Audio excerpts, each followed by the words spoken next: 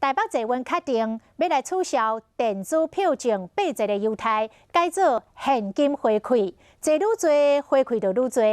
一个月坐31届以上，后个月就会当得到20趴的回馈金，等于是票价来拍8折。相关的是每个月坐51届以上，会当得到30趴的回馈金，等于是拍7折。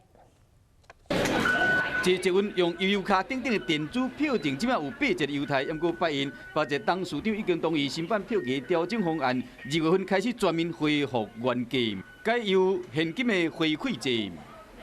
那每一张票卡可以按照上个月累积的搭乘次数，按照优惠比例来做回馈，最高可以回馈到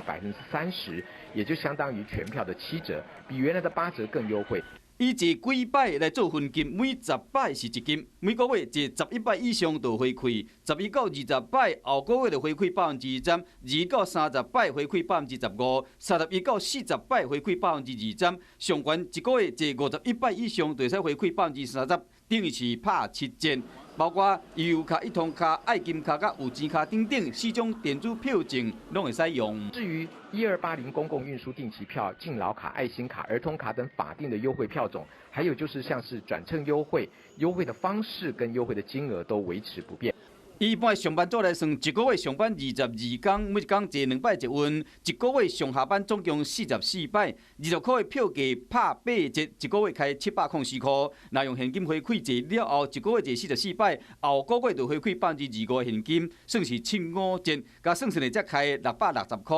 比本来省44块，所以讲爱记真，爱养成坐捷运拢用共一张票卡的习惯。2月7日就有1月份坐车回馈入校，千万唔通忘记家己的权益。